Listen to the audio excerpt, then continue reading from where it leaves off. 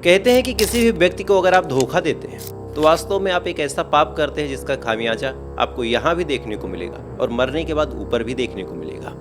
अब ये तमाम चीज़ क्यों कह रहा हूँ, आज इस कहानी के साथ, जिस सच्ची घटना के साथ आपके सामने हाजिर हुआ हूँ, जब इस कहानी को, इस सच्ची घटना को पूरी तरह सुन लेंगे तो कहीं ना कहीं आपको भी मेरी बातों पर यकीन हो जाएगा कि हाँ, किसी को धोखा देना और किसी को छल पूर्वक अपना बनाना किस कदर अपराध की श्रेणी में आता है और आपके साथ क्या कुछ हो सकता है।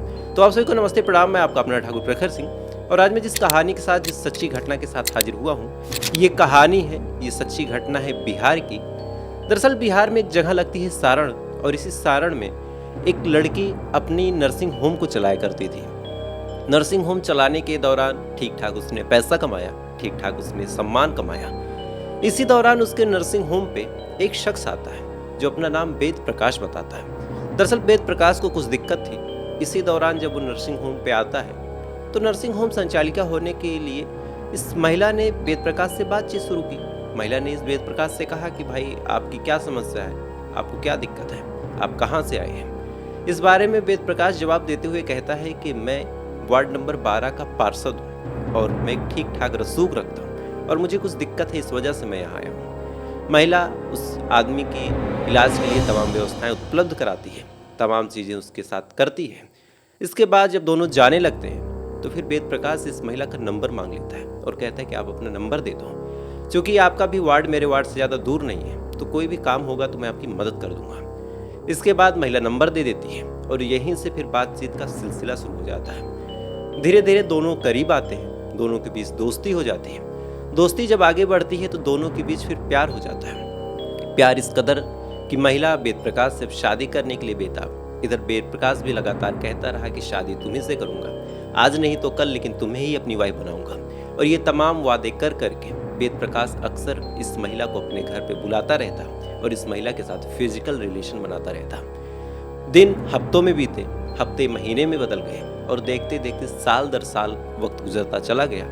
हर बार ये महिला वेद प्रकाश के बुलाने पे उसके घर पे जाती, हर बार उसके कहने पे उसके साथ फिजिकल रिलेशन बनाती है। ये सिलसिला यूं ही बदस्तूर जारी रहा, लेकिन कहते हैं कि किसी भी चीज का एक अंत होता है और इस रिश्ते का भी एक ऐसा खौफनाक अंत होने वाला था कि इसे जब आप जानेंगे, जब आप सुनेंगे तो आपके पैरों तले जमीन खिसक जाएगी।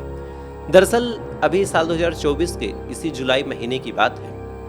लगातार इस महिला को वेद प्रकाश जब बुलाता है तो फिर महिला इससे मिलने चली जाती है।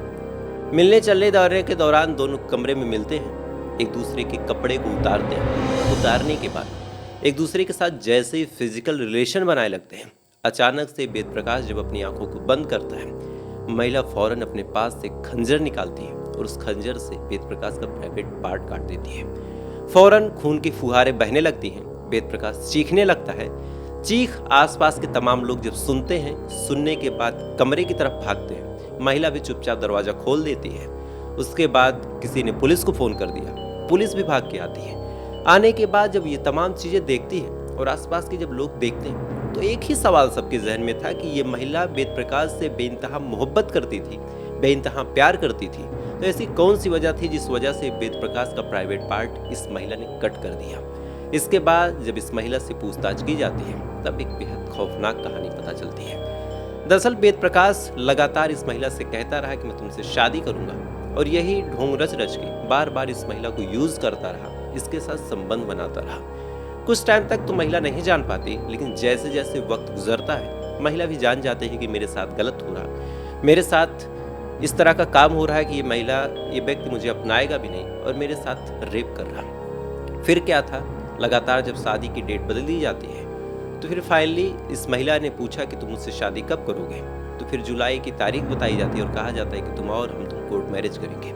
महिला मेहंदी लगा के जाती है, लेकिन उससे मन में डाउट था कि पता ना करे या ना करे, और वहीं से उसने ठान लिया था कि अगर ये शादी नहीं करेंगे तो इनको ऐसा मजा चखाऊंगी, ऐसा सबक सिखाऊंगी कि किसी भी लड़की की जिंदगी बर्बाद नहीं करेंगे। फिर से कमरे में जब दोनों जाते हैं तो संबंध बनाने के दौरान फिर से जब वेद प्रकाश मना करता है और कहता है कि मैं तुमसे शादी अभी नहीं कर सकता, और जो पिछले 7-8 साल उसको कह रहा था, तब महिला उसको सबक सिखाने के लिए फाइनली उसका प्राइवेट पार्ट काट के अलग कर देती है।